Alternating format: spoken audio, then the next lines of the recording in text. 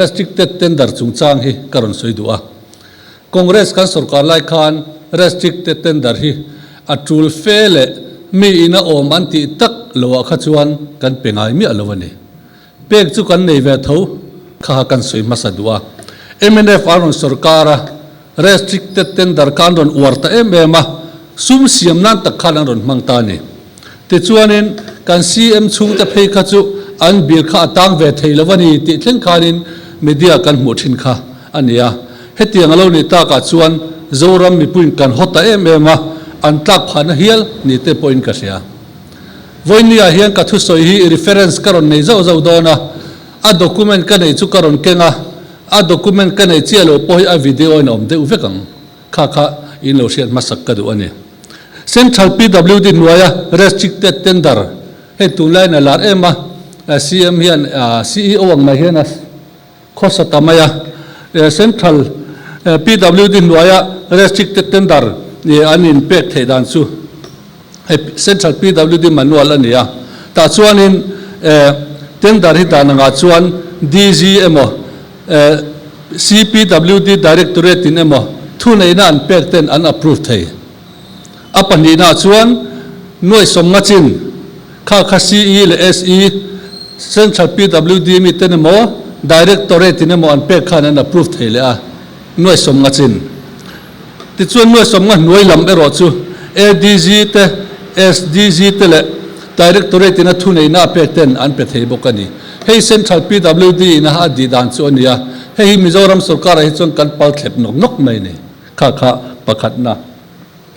tin tender pek phal thei chin anom le a chu ta chuanin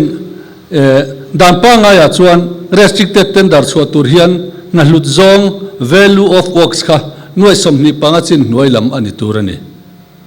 ti kha ania chu chu helai hianin a copy assembly copy kanei bok ani tin MNF duaya khanin PWD khan restricted tender kha atina sakhop maya a copy he karon neya PWD central PWD MNF finanti kha PWD chu karon kenga PWD chu a hianin vaibel se zanga somkwa le pasari vaibel se zanga somkwa pasari noi som singli sangli zaria som pali ta hian a omani chu chu na som za som thum le panga an restricted ta chu chu vaibel se zanga somkwa pasari ani chu tin sports department akhan vaibel se zani somruk panga man kha an tender boka kha kha voinia hian MNF khachu opposition te an ni boka kan la dimri angai thlandon ate chu kan la hailang vekanga tunchuma hian an PWD le an sports department ringotina an lo restricted tender kha tluk la ding on riat tluk la ding on riat vaibel se somruk pani noi som pani singli sangko zaria som pali tlingani kha kha atam khop mai MNF in khating khop khanin tender kha an lo war ania chuta chone ta hian an ziak veka restricted tender mutamte aron tia kamrula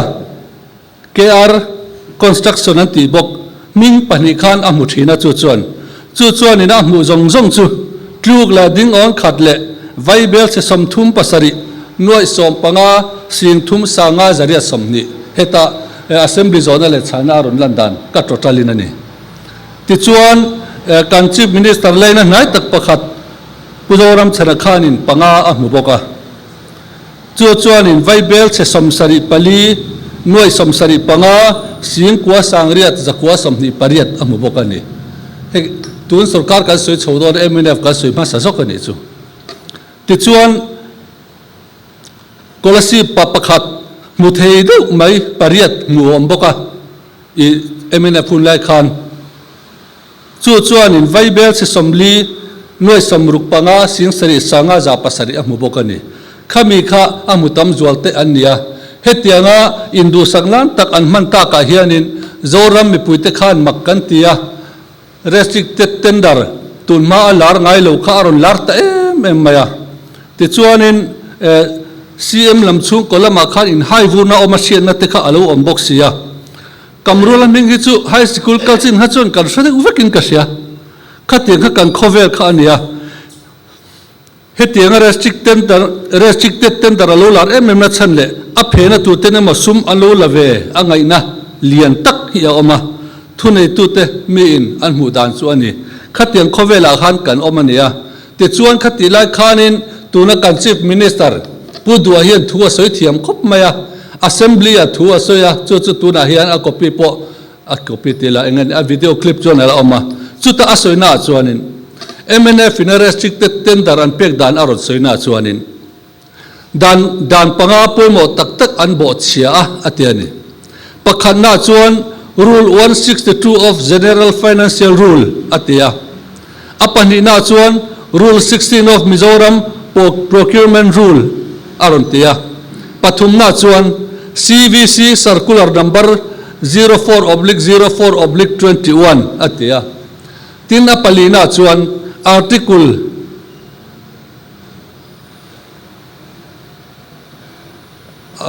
kalau check talo article tan kanayang constitution abo chiani tiboka 14 anyang tina pangana chuan Supreme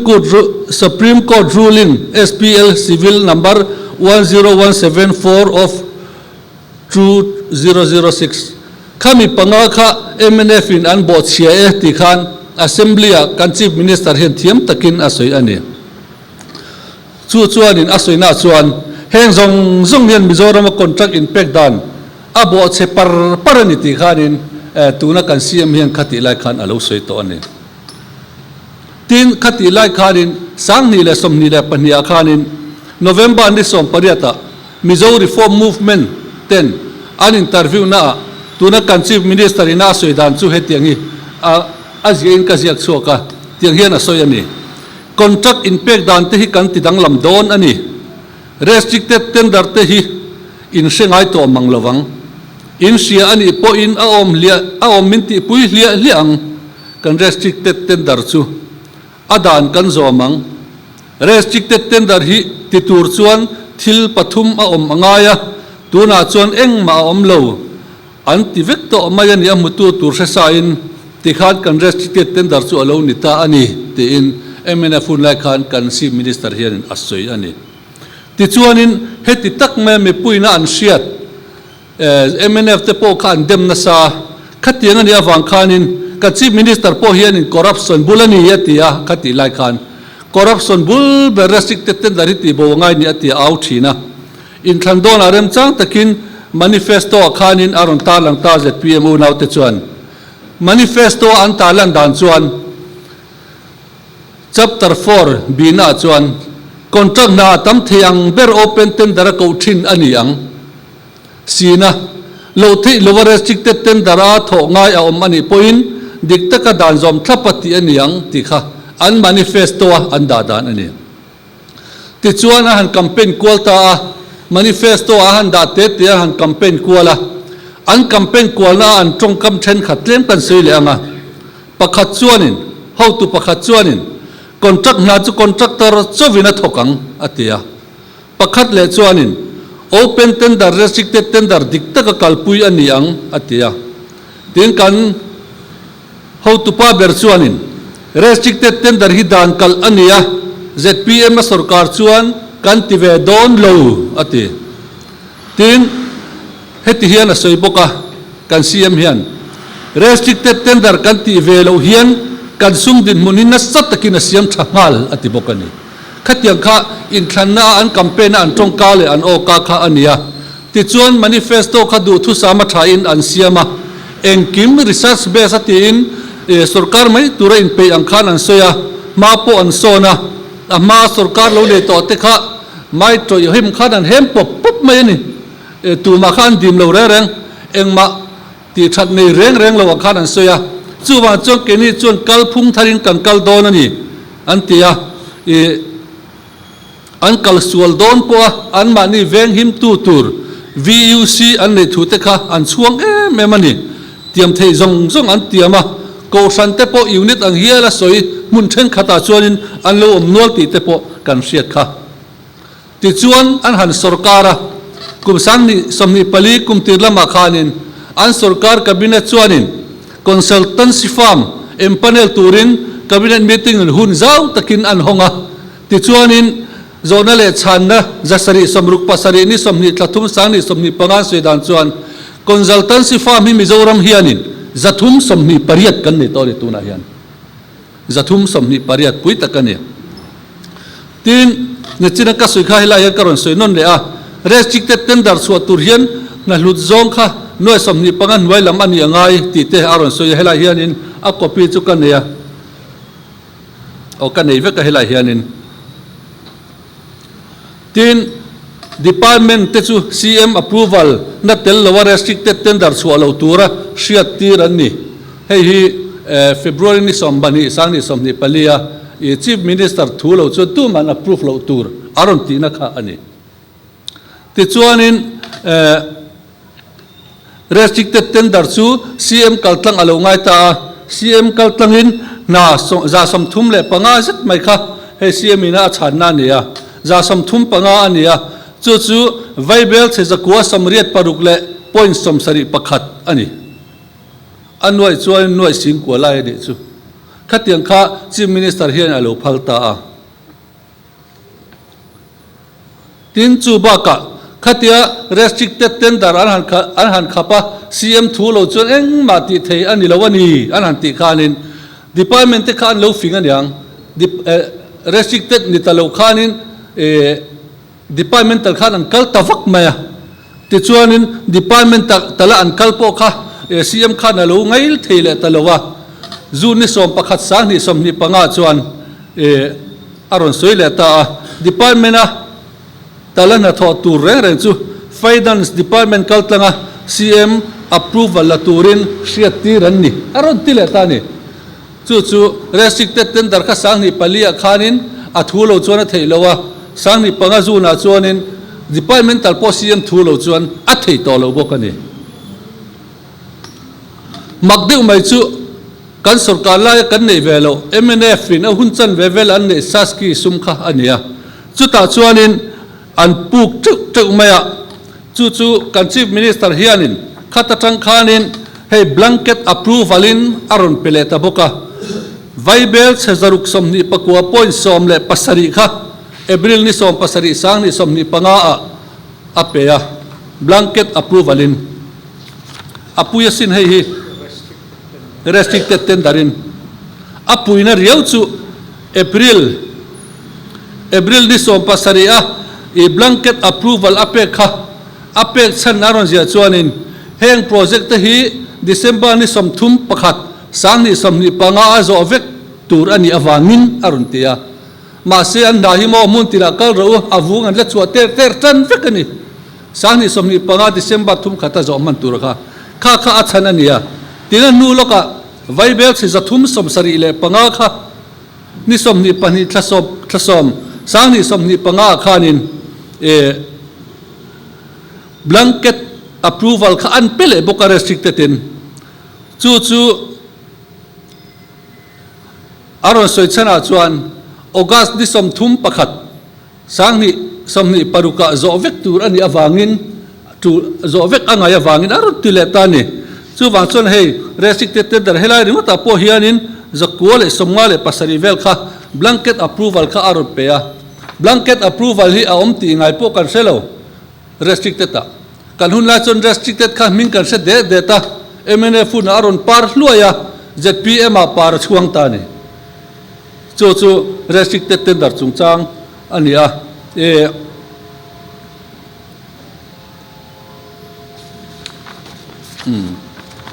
ti chuanin hey department sangina restricted tendera le department tala anlo ti chuakha claiming karon soyanga atuitena in umzui dunan hey assembly paper atanga e kalak vekani UDN PA tluk la ding on riat a tluk la ding on hikan ti mai thina tluk la ding on chu noi sing riat ti na nia UDN PA chuan noi sing riat sang thum zali som pathum noi hlir sing riat chu tam dewania NLUP kain pele taila chung ko sing riat kan pe thei pui takani kha kha UD and PA tin homa hianin vaibel se singthum nilo vaibel se thum noi som kwa pasari ania nakina adu chon helai he miron deal thenga kan nei thodona e kan media te po kha tu le kan thu ho lok don nia PWD a hian kluk la ding on som li noi li sangli za sari som sari pathum restricted tender yan petone restricted tender le departmentalin kluk la ding on som li pui takani health department a hian vaibel se som li pani apoisa chu ka soi zel to lo mai nga vaibel se chirin ka soyanga a vaibel sia kan ti hi noi za zel ne pakhathi a noi in ka soi to ang a so thing mai po kuin tali nan soi ngam lo kg nan soi lo mole tiro kg chu ti sa ta nan ti so thing ha kg tam olani o kuin tal te kha nan soi thadu re reng le nam PWD po kha noi li singli sangsari noi li sangli za sari somsari pathum ania health department a hianin noi hey restricted tender le department tala an pek ti halo sia ula health department a chuanin noi lir sangli zani pakwa an pe a social welfare a noi lir sangni za somnga pathum P&E a noi lir sing khat sangni samthum pariat education a noi lir sing khat sangni samthum tin ICT a noi lir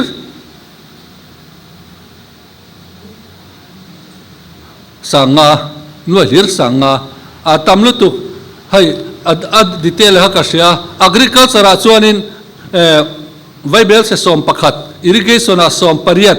PHE a som pakhat horticulture a som sari pathum tourism a kluk la ding on khat le noi za sari som kwa labor and employment a noi som riat environment and forest a vaibel se som thum pani ti chuan tu na karon soi tak zong kha Mizoram department lian te ho karon thurna ania ani na taka chuan UDN PA health social welfare PWD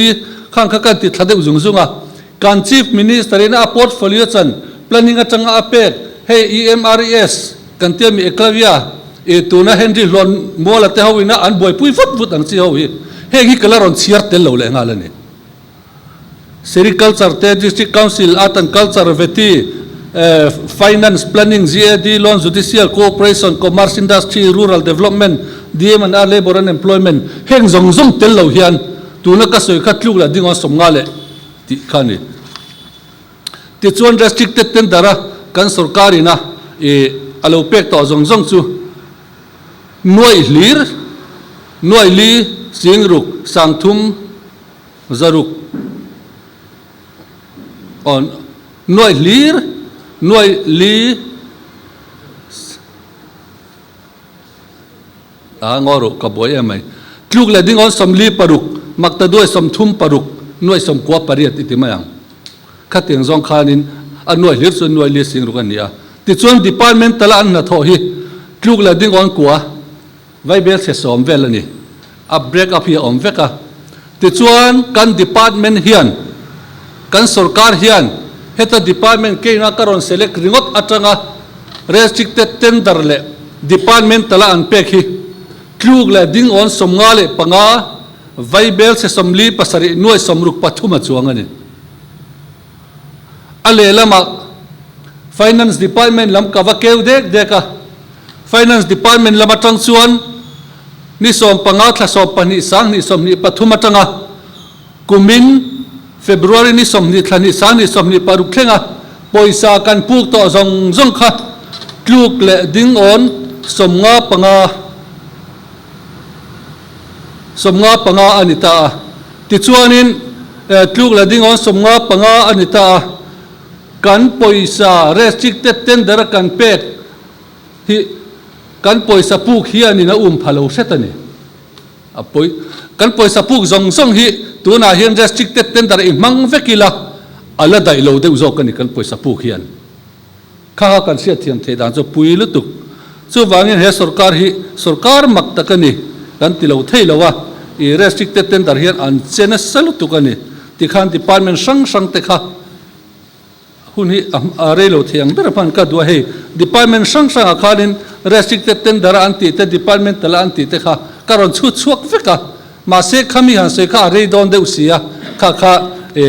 du chuanin ala en thei ani ti kha kan soya tin kalu thu ka karin lo wang ka soi karon soi lang tam lo nga tluk la ding on khat tourism in an tiye kan ti kha ta khan PM ektamol vaibel se ja somni pasari kha la tling lo ala tel lo ni ektamol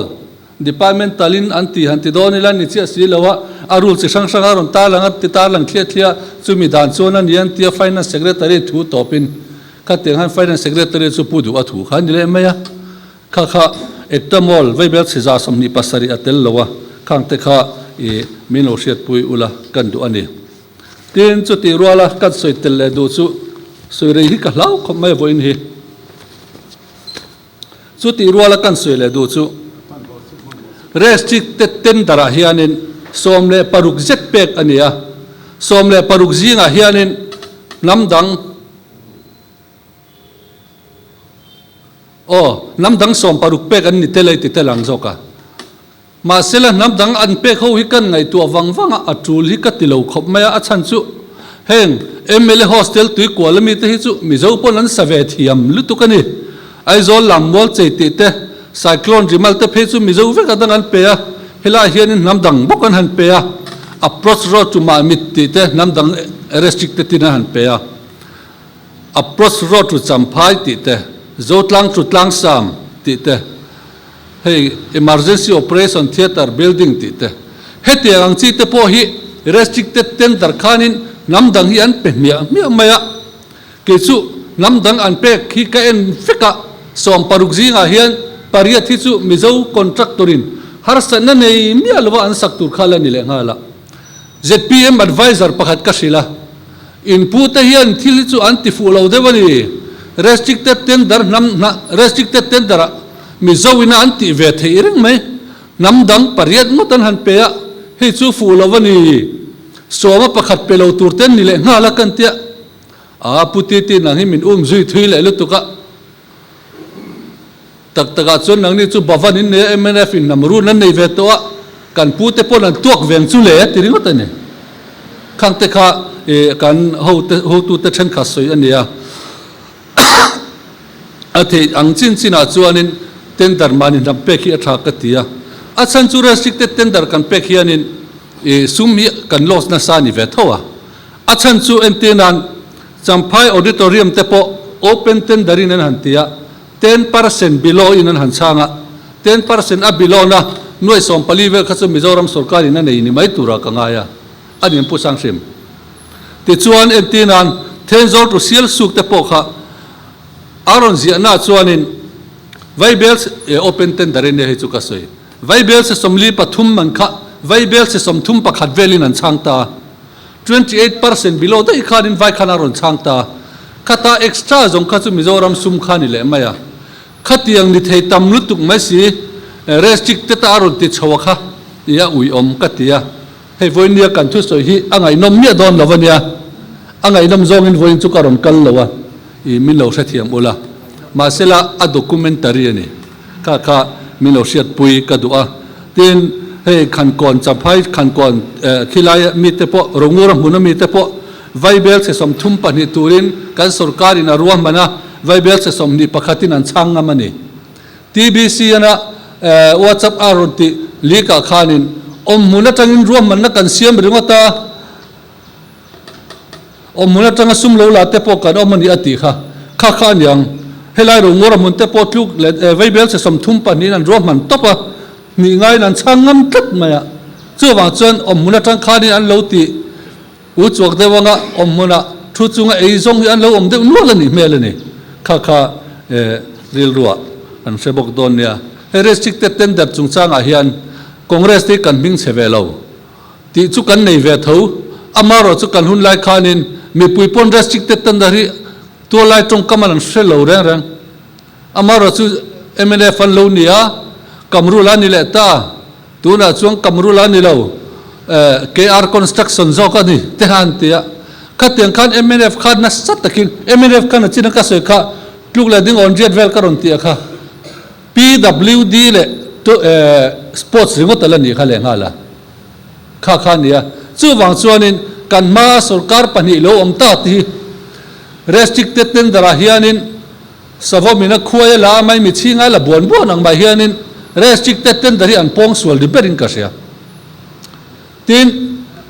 he PWD a klug la ding on somli zet mai restricted tender in an pe a he kan minister hian a pem ti hi ka ngai tuana aliana kan chief minister hianin work department ative don lo thu kha soya a department chu ani lo ngei mai ma se mania contractor pakhat kanin muna chuan contractor pakhat chuanin PWD ni boka puhlana ne he kan scenery to boka khoe kan deal te angka tiaga fakala min ka deal du chu kan sila the to pin he chu pe cheila ni mai lo malo tia ka online chief minister kan phone nga lange atia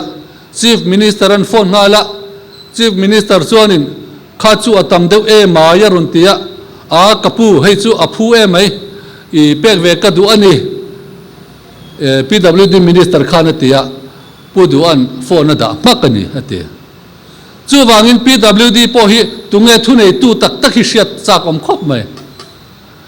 puhlana hi an tak take mo ti hi ngai tu thamani seminar soi thamani kha kha nia restricted tender chungchang chu kha kha toy te kan soi thei chu ania tin thil dang ka soi kai duwa kamru lang deu khanin nidi po kha open tender an muthowa open tender som pali zet an muwa tin englo restricted pon mutel thawani ti ha kan soi du ani tina pandina kan soi du chu nikum akhanin nikum October thavela han chanchin buwa kan muwa chanchin bulo chua ka khanin kan agree minister khanin support price vaibel se somni panga peng maba kan ne vaibel singa vel hu ti chin penina om ti kha nikum October ni som pakhat chanchin bu khan aron chuak ani te chuanin khami chin pen anti fel ma chu an support peng mabak somni pakhati an pedon lo ti kha soita amara chuan han tinek neka assembly te khanin eng mati solom lo engamo thilkar sol engamo wang mai ani ti kha alo omta amaro chu assembly paper kan han kek vele assembly paper a chuanin Aizawl district no assembly a vai ka soi lawang no assembly pathum lungleya noi ni serchi pa noi zani som panga champhaya noi somni pasari khozola noi somli paruk saituala noi som pathum mamita noi ni nathiala noi som pasari longtlaya noi som pathum avayin noi zathum somriat panga hi anei tu amlo zona le chana khan rom ta ni chu wangin he so thing bo an soi ma ma hi amam lawani assembly zona le chana khan amam zo lawani Aizawl district noi assembly pathum khateng kha ron tia anei tu khwa entinan farkon khwa chuti zat darlon chuti zat heta kumtung chuti zat ti khan ziak veka heng ho hianin not available zona hemi poisa hiaron om tavek mai ni anlang na kha heng ho am se to lo reng chu wangin hei hi alema ingayang poisa kha vaibel che thumle noi somriat panga hi an teaching penchiang ani ti kha siang u kha FIR te pon thelu ning ka sia pichuang I khan hei hi du ne chuan dia thon po thon the renga di ti ha kan soi du ani tin adang dang hi ka soi du tam to lawan ya leng pu airport chungchang hi to te in ka soi du hemi an saldan chungchang a thil tam tak le engama lam ka soi don lawa voina hian thil toy te chin chia tlak ka soi du zo ka India rama hianin airport zali somli pak kuwa kan neya commercial airport za somni le pasari ti chuan a toy zong in international airport hi somthum le pakhat kan nei tu na hian notice a chuan Guwahati le Imphal le Agartala hi an ni vision 2040 he kan chief minister pon Viksit Bharat a hian kan bo sai ngai ni ati ha kan sianga vision 2040 civil aviation te AI te Chamber of Commerce ten an rodna hian international airport tu na somthum le pakhat kan nei me ka hi somsari vela upgrade an du ani sa ni somlia chuta po chuan lengpui hi a thapol takani la ro ti zui ani lengpui hi a thapol tak ani an tia tin commercial airport hi za som ni pasari atangin za ni vela ti sanan tumbokani he vision 2040 ti hotlina hianin sarkar hianin vaibel senoi ni singruk vel hi arwa mana chu US poisa chuan $2 billion korpas fana arwa man nge ani heta karon soidu chan chu tuna hian kan thalai te hianin international airport kan mamo to lutuk tuna hian yang ko na te nepidole mandalay ate chuan visa on engani arrival kha khatiang khan ti theivek to a khochak lama visa on arrival an ti theina ma heta e tuna hianin Guwahati chu Dhaka an kal thei to a Imphal hi Mandalay Agartala chu ti te kong le silet an theya he kan Mizoram lengpui airport atang hian he mundanga international airport atanga kan kalve thei hun hi ding dile pin kan clear ani amaro chu he boy thak ka te nikoma mars ni som panga Amit Shah lokala lengpui airport chung changa Mizoram in thil kan soi noya ta chuan NGO ho tu tele mi thanem ngai ten an lo huna chuan lo chuk ola lengpui airport hi thlathum chungin AAI a kan da anga tharuk danga kan renovate traffic ang ti kha soi ani ma se tun thleng hian nga tinga ZPM sarkar hianin alangoi pui vengvenga mi pui hena information mu mal tak min pek theilo lengpui airport bulram an lo sal awang khuan AAI hi an phur talo nge ni hetiang te tal hi mirol sil sela khatiang ani phe chuan kan thalai te ma khuwa tur hi an tun din muna hian an lo eizo sak vek ti na ni don ani he hi chin chi angai lengpui airport ang international nar airport kan kai san tir theilo ani chuanin tuna kan sarkar ba hi mo pu tur dang tu manom lo ra rang kan sarkar hian mo phur don ani ti kha kan siat atha a I asam chuan he scheme noya hianin I Kathmandu te Yangon te Kuala Lumpur te Singapore te Bangkok te Dhaka te tlona turin ruam man na siam vekani khatiang khania kan ram kan than hi amuang ani kan than hi chak theilo ani antia ma se he kan than chak nei theina tura kong kain hong chun thlone lama po he tianga kan sarkari na bank achungong tak ani chuan kan sarkar en chin ya fu lawan yang a ti ha mi pui ngai dan chu ani don ani thang thar te chuan tu dang an dem lawang lengpui airport kan sala kan rivut vuta toble mai ngot thi ni don lo nakina chuan mundanga kan zindona Guwahati te Agartala te Imphal te kan kal fo zela ngai chuanin kan rol pui te kan phadon lo ti na ani tuna kong ka zau takin an hong ministry lama tang point du sang na minon signal to khatiang kara ke mani lamina asum omna ringot asalda lamzira rilru kan lo pe ni vai chuan apoi ngot ang ti ha kangai to ni hei MNF te kan soi thina arakana thang khatlian an oma an vakal na salu tuka chu wang chu kan ho tu te po kha sumla man hutam ngai lowa suma hian an du amani kan te thina thiam kan chanti de te thin ale lama ZPM po kum somli don an lo wak vai to a sum bom bulan voi khat thun na hian dol dol lo mi hei mi te ril ro zo na ni kha I lengpui airport chung changa kan soi zeu du bok ani tin kan soi le du dang chu nimin pia loka khanin July ni lin ditain ka sia puke sa mo khanin BJP ho tu pa khanin kan rama hemi Christian do dal nang chi kan han ti reng reng hi Congress bulatanga lo tan de uvek ani e ti kharon soya chuta aron soina chuanin Odisha le Madhya Pradesh le Arunachal kha aron soya ne khami kha aron soya Odisha sang kha zakwa samruk pasari ahianin Odisha ahianin reilo te kha Rajendra Narayan Singh kha Swatantra Party min khanin kumne mo velle kha aron lala khami chung khanin aron ti manane chu wangin Congress ko chuak ani lo ti hakan soidu hemi sakholam zalen na chungchang hi state subject ania state ina anduan ti lo thei ania India ram puma Congress a sarkar lai ani awanga Congress sarkar lai puide marem lo sarkarin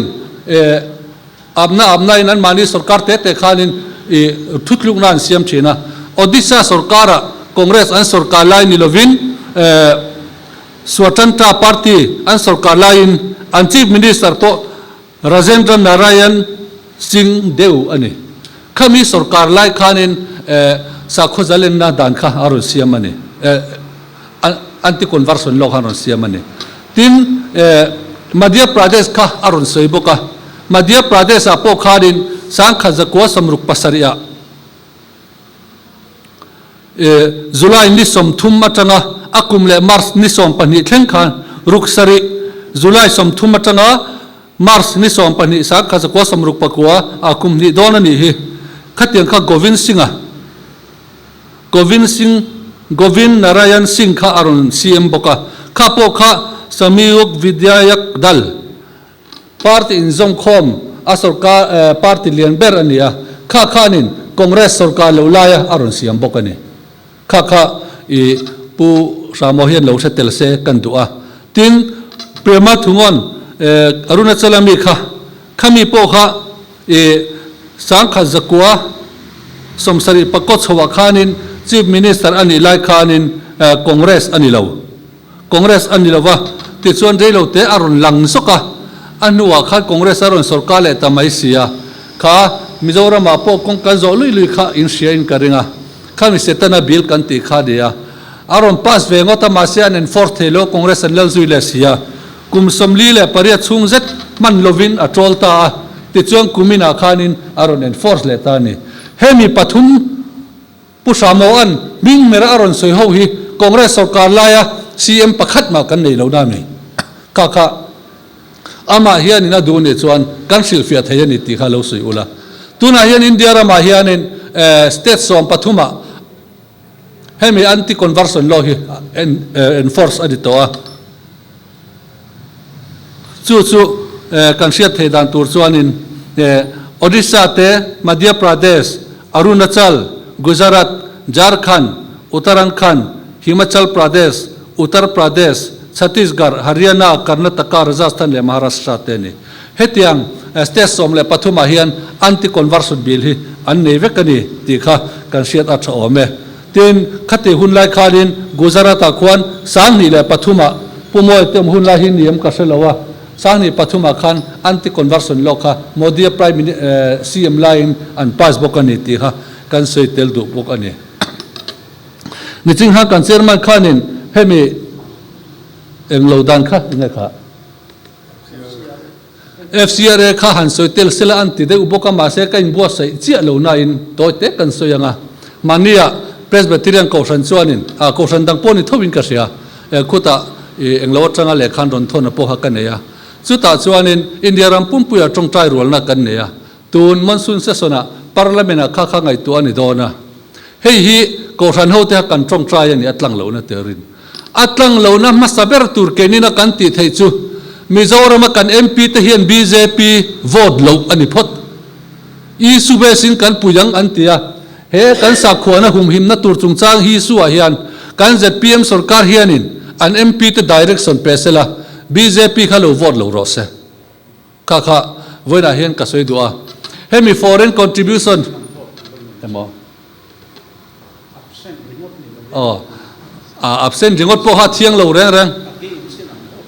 mi puyin kan ai oin kan thanga parliament a ozuk nei ve turin kan tia khata te an kal lo an lo absent na wang mai maya he vaira ma te chuan an absent na wang hen sum tam tak ten munia o kha te kan se seitur kan se nual to Mizoram atang pon an lo absent na kror an lak te po hi chui tu ro mania kan se thoya ne chiang devin khang khania chu wangin kan MP te hianin ko san trong trai na se rengin le trong trai na po an tel veang ti ringin kha BJP na anti ko sanina adu lo India ram sakho ne che pakan om zel na turan malang na kal zela hian kuthi BJP favor zongin an lo thak thiang lowa etin ngoi ring om lovin ado zongin an lo vote ve tura kan ngaya hei uluk devin kan lo thlir don ani kha ka soi tel du tin he dan mang hian foreign contribution regulation mang hian India rama tun main sap an local thina sap an local lai khan school le biak in le establishment tam ta Christian te min nu chia an mani ya takan ron om thei to lo awangin khulaya tangin financial support miron pechina khang thakang te awang khan India rama Christian te po chep lo le har san na lutuk ne lovin kan om sham thina ni sang ni le som ni amendment act khanin khatiang khan BJP khan aron ti top ta deu che umaya sang ni som ni ale amendment a khan ti chuanin abik takin Catholic unaw te chuan an tuana sign ka sia Catholic te 7 day te salvation te chuan Presbyterian te mundanga kan tamlu tuklo wang le helai kan lo in to del we wang hian kan se tamlo mai po a Mizoram a sang ni som ni amendment a po han na takin kan tuara ni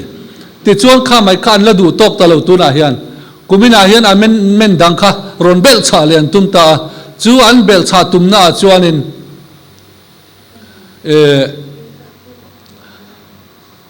ngani kan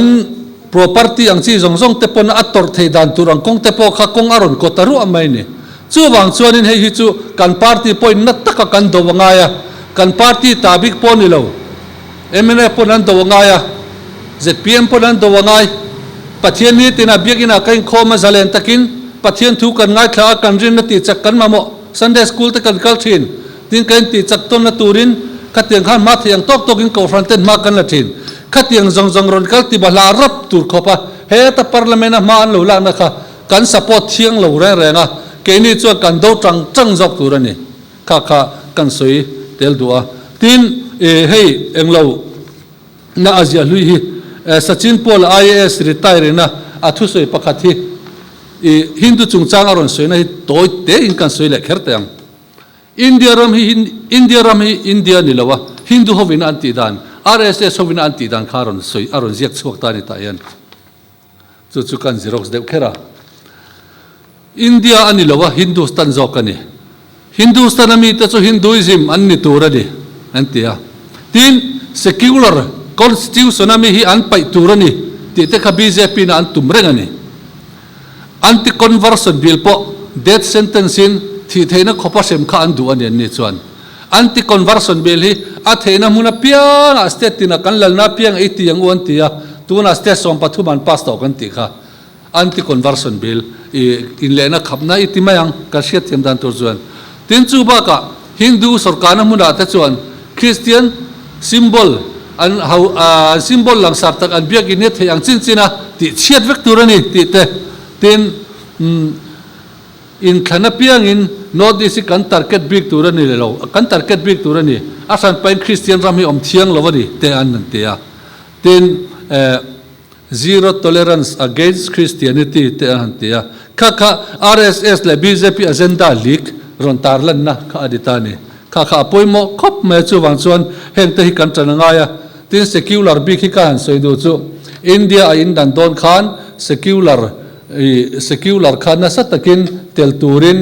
kan ho tu telan te china amaro chu secular hi chu itel ri lawang a an puyin fundamental rights somni panga tanga somthum zo ka hian sakho zale na mu mal takin secular lang silo hianin idang ti khan an sir kluk theita ni India drafting committee hang kan vice president HC Mukherjee kha Christian ani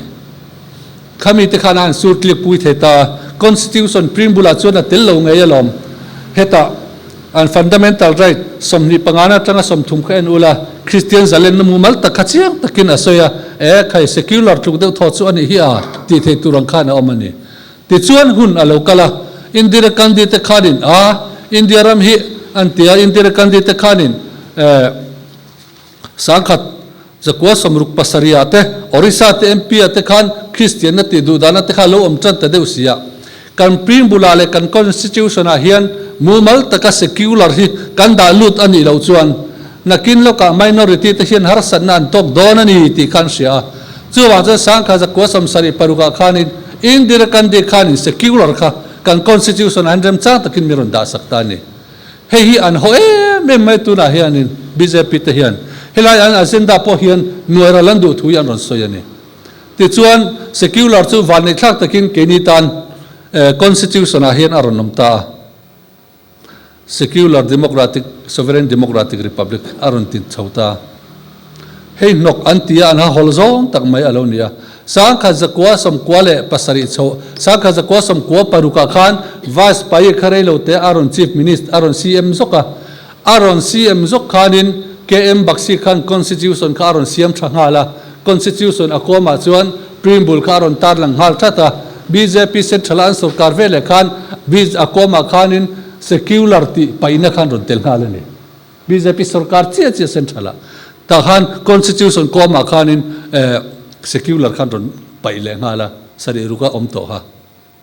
ti chuan tuna hianin ncert le khabu class 11 zira chuanin secular ti po kham lo tin sang ni somni pani parliament a khanin constitution bu mp te nen an semveka khata an semveka po khan secular ti kha omlo le bokani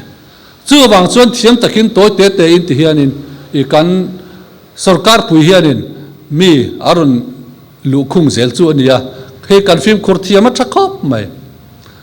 anni chuan ke ni chuan reilo te kan himna kan ngai to lain a tui kukin san khatan ngai to mi zo pain kum khat sap chuan kum zadai an tiang deuh hian ke nin tam ni khatvel kan ngai to la hian anni chuan kum zadai an ngai to heram not is a christian mingalo mi eng tinga mo chuan kan nuai ral nge yang ti khu an agenda ania aron te phut chuan kan lo tang ve adon ma se kan buan thiam lo zong takin kuadron seu zelang chu chu confirm khorna turani ale enge kha kan politician senior te hi chu ni siat karenga union ho hun lai khanin ale sang somthum pon aron thlemang che ma se lo do wang che ti deu te pom khamale khatiang deu kha ania chu wangin kan sa khona chu changa po hian kan tan rualanga ya ti tuna hian kan bjp te na an soi fo chu mizoram a hian an president pu be cho hianin development kan du tak chuan mar chak dang te en ta cheu an development sa je chu tiang khatiang aron tia amaro chu ke ni chuanin kan cross put lai da thamma ka development en tu ri kan nilo re kan kal dan tok te pathian min kai shona hi to ti tak te chuan mosia te po kha mosia kan so hian ru sia ti kan nei thina ma se soi lawang mosia te po han ti lui chu ni se direct in kal thei ni kanan ka kal lui vai se chuan chemai thei amaro chu heta pathian ina suai atok te na suai ti khan kanan rama khan amosia te lo han lu chauta khan ni a pathian ina kan om dan pa ngai I hemi sa khona da thmak ni si lowa I an mani juk tlon ni si lowa khatianga kan kal dan pa ngai hi atok viau lo mi ti te kha real ruwa oma kha kan soitel sam ani atop na kan thleng don to a ke chu kasoi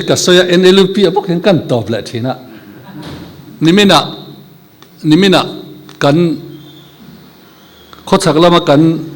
party pakhatin mero phone NLP hi kan han tiview mai thingtlang a chuan amar chu ro soi chhi hi an tam ve khop mai etingai ngai to em maron tia khai khang te chu NLP o ni lo kha midang o ni kha midang o alo ngai ro katia a chan chu NLP hi le lam ho hi an hlau me mai ni a che le tha chung chang su sinot te pon an zir lai khanin an sia university pon an zirna te po kha chiang takin kan sia mizoram asum tam wang lai ania ti taka te chuanin party dang te hianin kan thu tiang kan bo pel ngai lo congress chuan mi thingtlang an thu soi bera chu ring deuh si zoi de wa ring deuh si chu congress chuan an thu tiang mi an ti hlot ling thin ti hi a ring mai ni thingtlang aian thingtlang paril ruwa chuan kha mi pui ril ru ha political party dang ho tu te hian an hresia ti chuanin an ti le tak chuan kan hne le lowang pakhatin SEDP kan ti kan hlotlin pui thei si lawan te podu a point sem chu kan du lowa te sem le ve zel mai bok si tu na hian an ne lo wan lawa sang ni le som pali po khanin NLP kha an du lo thu kha I centrala ti top tur an zu ngen na te kha ya copy kan ya I chu ta chuanin a ming sign tu te chu puzoram thanga pulal du ama pu kelal luna BJP pulal manga sailo PC le PP thola mara kha ngo khanin BJP Prime Minister Modi ne na khanin NLP an zu khek na te kha ta hena om vek ani an han hek cheang ren khop maya masela atlang ta thowa iti mayang khatiang khania khatiang hek tu te pola om te kha chuanin an soi chezel don ti hiring ro achan chu an din chualo na kong dal tu lian takani an kal kong lung lian tak chu NLP ani kha kha kan hira tra NLP chu nia asan pai na kina kan las soi anga I voinia hian soi tu atam khop maya masela I